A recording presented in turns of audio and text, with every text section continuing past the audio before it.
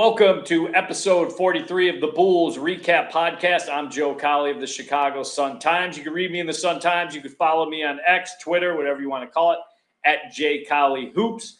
This is the last episode of Season 1, and what better way to do it than start getting ready for Season 2. And we're going to do that with a whole kind of overlook of the NBA, top storylines. Some of the camps have already started.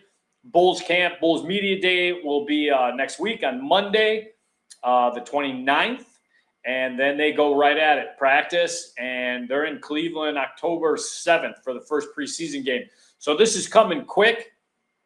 I think it's going to be an unbelievable season for the NBA. The storylines are vast. Whether it's the rookie class, which didn't even make the top 5, and everyone knows how I feel about Cooper Flagg and what he can do. I think he's going to be the face of the NBA within 3 to 4 years, or at least one of the faces. Doesn't even crack the top 5. Obviously, very little Bulls related. Kind of doesn't crack the top 5. But let's start. Number 5. We'll go 5-1. Love this player. It's taken, this is going to be year 6. Maybe, just maybe, we will finally see Zion Williamson take this craft serious and become the force that can play. You don't have to give me 82. How about 65, Zion? How about 68 games? How about not being fat? How about no stripper stories and baby mama stories? How about just be an NBA player? Because when he is, last year, 25-6 with 5.3 assists, 60% from the field. The three-point shot, it's never going to be there with him. If you could get him to 35, God bless you and God bless your shooting coach. That's not what he's about. But I'm going to tell you something right now. When he plays, there is nothing like him in the NBA. There is nothing that plays with such force. There is nothing as dominant, especially in the paint, obviously, and around the rim. And he shows up 40 pounds lighter. He says Joe Dumars, the new president, has kind of leaned on him. And maybe that's what he needed. Maybe he needed a real dad figure, an NBA dad figure, to let him know you can be as good as you want to be. So I hope it's there. I mean, he is signed. He's got this season, and then he's signed through 27, 28. I have a feeling if it doesn't happen this season, whether it's a setback with off-the-court stuff or the play isn't there or injuries, they might want to start thinking about giving up on him. It'd be 2 years left on his contract, plus whenever they made that decision on this year would be prorated. But huge year for him, huge year for the Pelicans, because when he's right, there's not many stopping him. So that was number 5. I'm excited to see a slim down. I mean, he looks like a grown-ass man who slimmed down. About time, Zion. Number 4, again, shows us where these storylines are. OKC, defending champs. Can you do it again? I think they have the makeup. I think they have the coaching staff. They have the DNA to, if they don't repeat, because the West is a bear, I think they can definitely be factors in the West and make it to the finals. Will they get out, or the Western Conference Finals? Will they get out of that? Remains to be seen. But barring an injury, there's just not many teams that have that depth, that style of play, and could beat them in a 7-game series. I don't see one out there. Can they repeat? Can this be a Thunder dynasty? Everybody's back. The Crew Show is back. SGA, the MVP. I mean, I think they are, and we say this every year. I thought Boston kind of felt like that was going to be a dynasty. That didn't happen. After the Golden State thing ran its course. But this feels like this has some staying power, as nasty and deep as the West is. And we'll see. And that brings us to, here's a big reason why, number 3, Houston Rockets. Houston, we have a problem. If you weren't paying attention, Fred VanVleet, to me, he's not the most talented player on that roster, obviously with the addition of KD, Sengun, and all the other guys they have, even in trading Jalen Green. But he is the heartbeat. He is the soul. He was the championship pedigree. Torn ACL, working out, getting his runs in, just like all the players, over at the Advocate Center have been doing for a couple of weeks. I think everybody's in town in Chicago. I was told everybody's been there at the Advocate Center scrimmaging, except I think Javon Carter is still strolling in, but he'll be there soon. Obviously, he's got money to collect. So massive news out of the West with this injury. So why has this become a Bulls story? Well, let's see what they lost in Fred VanVleet. Combo guard, mostly a point guard, but can play either one. Can score when needed to. 3-point shooter. Can play with pace, can slow it down. Not an all-star, but a fringe all-star. Who does that sound like? That sounds like a certain Bulls combo guard whose contract is up after this season, Mr. Coby White. Look, there's pieces there to make this deal. It just takes one phone call to say, hey, you are in a bad position because you were built to win it this year. KD's a one-year deal. KD's got one more year left on his deal. I mean, maybe he extends, but this window for them is to kick open right now. So they lose their main playmaker. Why not say, okay, we're going to give up some of this depth. We pushed all our chips to the table, and it was 5 draft picks, Dylan the Villain Brooks, and Jalen Green for KD. So you went all in already with your future. You got to go even deeper now with this injury. Call the Bulls. Bulls call Houston. However it works out. What's it going to take? Well, it's going to take Reed Sheppard, and it's going to take Tari Eason. Money works out. Forget picks. I know people make, a second-round pick because Houston gave away so many of their second-round picks. If you have to put a future second round in, if you're the Bulls, just do it. Who cares at this point? And I'm going to tell you why. Tari Eason's you get a one-year look at him before you have to make a decision on him, and that's great. I think it lines up with their timeline with Okoro. Patrick Williams, you're kind of stuck with. You know what? You could just make Patrick Williams the third forward if Tari Eason does what I think he can do. But the main piece in this is Reed Sheppard. I love Reed Sheppard.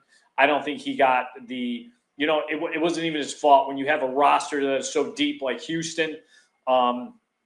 Minutes were just hard to come by.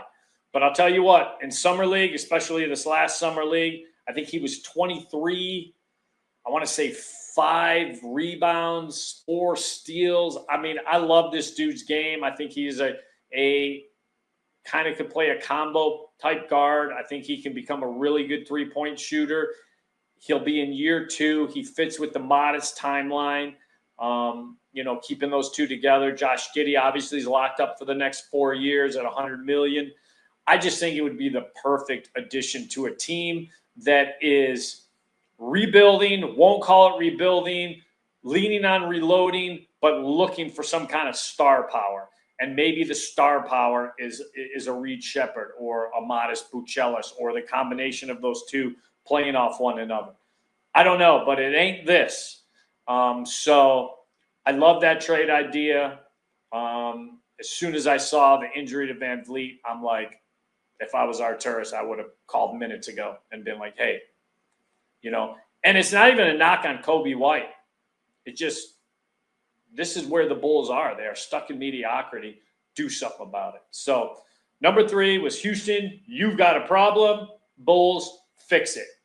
Number 2, I don't know why I like this storyline so much. It probably could have been number 5 in some people's eyes, maybe not even the top 5. The Brooklyn Nets are trying something that I think, because of the new landscape of the CBA, first apron, second apron, we know all about that. By the way, Houston's in the first apron, so it isn't like they can go out and just sign guys. They have no money to do that. So the only way they get better is trade. That was the other reason I was like, Arturas, call him.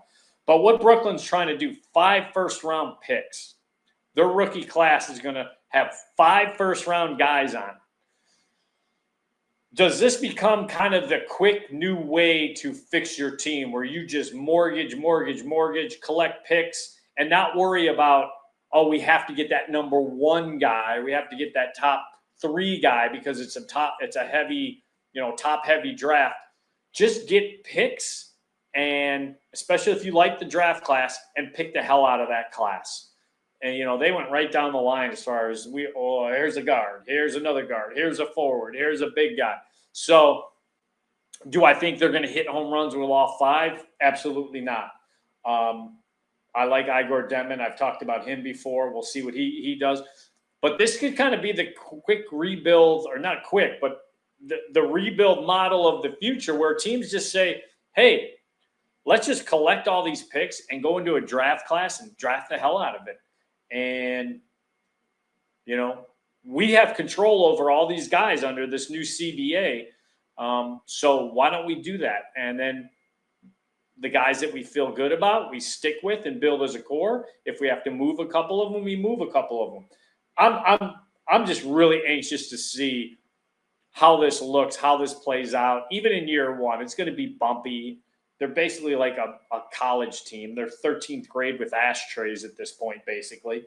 But I am anxious to see what this will look like and how it plays out, because it's a copycat league. And if this thing works within 2 or 3 years, and then you could supplement it because everyone's on rookie contracts with some veterans, it'd be something to see. So that was my number 2. And number 1, don't care how many people get sick of it. Don't care how many people turn off Sports Center because in the NBA season, blah, blah, blah, it's all about LeBron. It is all about LeBron. This is going to be year 23 for the chosen one, the king, the best all-around player that I've ever seen in my lifetime, LeBron James. Will this be his swan song? Will this be his take a step back and let skinny Luka have complete control of the Lake Show? How much fight is left in him? Are the Lakers contenders with these two superstars because of a slimmed down Luka? I mean, there's something about the old guard, and I think you throw Steph Curry in this too. What Golden State has left? Do they have one more swing in them with a full season with playing together with Jimmy Butler and the addition he brought? LeBron James just intrigues me, everything he does. I know it's not a popular opinion in Chicago, but too damn bad. I have never seen anyone like him. Availability, longevity, what he's done as far as lifting very mediocre teams with Boobie Gibson and bums like that. That number 1 is, does the lion have a roar still? And does he have claws to back up that roar? So, I mean, like I said, unbelievable NBA season about to start next week. I'm all in for it. And first and foremost, the chosen one, what else has he got left in the tank? So those are my 5 storylines, my main 5 storylines for this NBA season. We'll get into more Bulls-specific stuff later this week or early next week. So let's go to Cowley Island. We got a little rant. I said that I talked about this before, Kobe White. I love Kobe White because of, and trust me, the relationship, it hasn't always been great between us, especially between his brother and myself. But here's what I really respect the hell out of Kobe White, and I've told him this and apologized for doubting him. The work ethic, second to none. Goes into off seasons. A lot of guys going off seasons. I think this was the knock on Zach.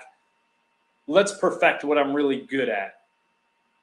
Okay, so you come back you're a really good ball handler. You come back a little better of a really good ball handler. You're a really good corner 3-point shooter. You work out. Why? That stuff's good. How about you start checking the boxes that you're not good at? And that's what Kobe White does really well, especially the last 3 or 4 years where I think it's kind of sunk in of what he needed to improve in. And you could go like right down the list. Like last year, he needed to be stronger, more physical, play with more physicality on both ends. He did that. The year before was about consistency and getting his win because he was asked to do a role he had never done before, playing heavy minutes. The year before that, it was become a pure point guard and learn how to just be a point guard and run this team. And he always checks those boxes, and that's what I really respect the hell out of him. That's why I want him to elsewhere. He is wasting away in Chicago. The Houston thing to me is a win-win for both teams. I cannot stress this enough.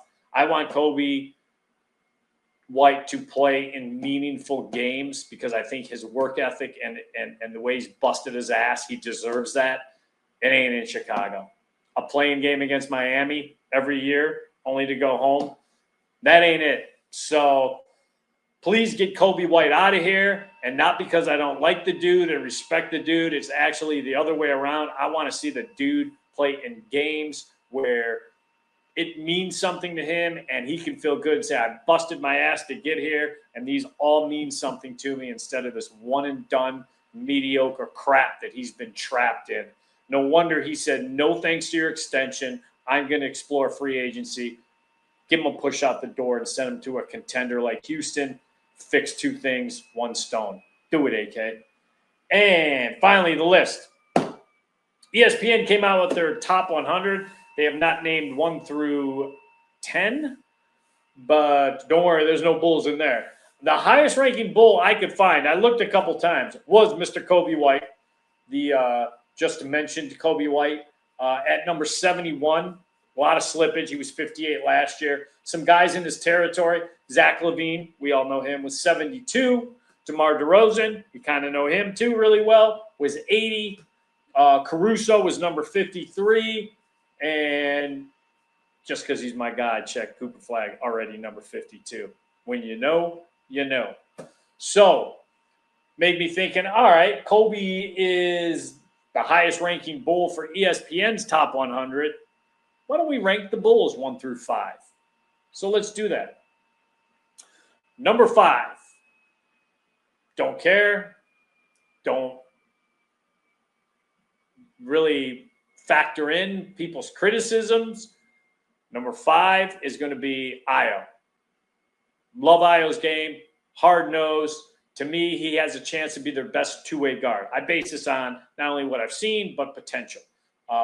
So he is number 5. Number 4, the Vooch. Again, don't care. Not concerned about your criticisms. Vooch shot 40% from 3. Vooch is the most unselfish guy I've come across the last 4 or 5 years because of everything he's had to sacrifice to do what he does for the Bulls. I thought he was phenomenal last year. Go ahead and knock his rim protection. That's fine. Go ahead and knock the fact that he's not this defensive shutdown guy. Well, you can't do that because he was part of a top 10 defense with the Bulls. So he obviously can do something from a team defensive standpoint. He needs the right pieces around him. Number 3, Josh Giddey. If I'm getting Josh Giddey post All-Star with an urgency to play defense now, we're talking number 2, possibly number 1. But Josh Giddey, as is, very inconsistent season last year, his first year with the Bulls. Poopy first half, benched a couple times late in games. They didn't want him out there. Teams were hunting him down. Everything that was a nightmare for OKC in that playoff series to Dallas showed itself early on. So he really came and redeemed himself after Zach LaVine got traded. He said he felt more comfortable because they needed leadership. They needed someone to step up and take the Zach shots, and he did that. And I will say this, he gets knocked for being a stat stuffer. His numbers last year led to wins. They went 15-5 the last 20 games.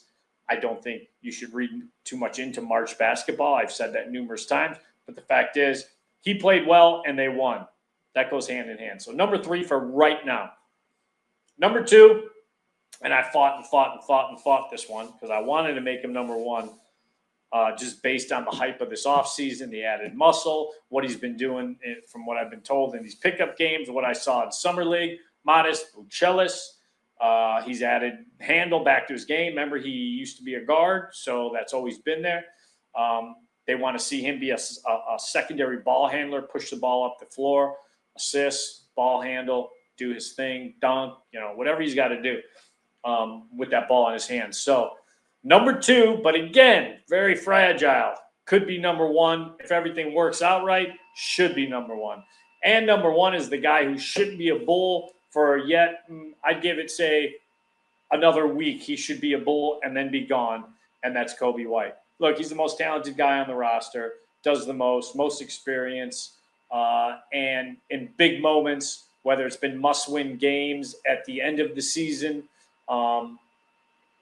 with what's left on the roster, he's the closest to a step-up guy. So, he's had his 40-point games and had his big moments. I think playing game a couple of years ago, he was unstoppable. Still needs some things that need to be fixed. Tyler Herro took him and Giddey apart last year in the playing game, so he's an imperfect player, but you're talking about a very imperfect roster. So for right now, Coby White, number one. Ideally, what should happen, this list should be way different in not only a week, it should be different in about 2 months. It should be Modest,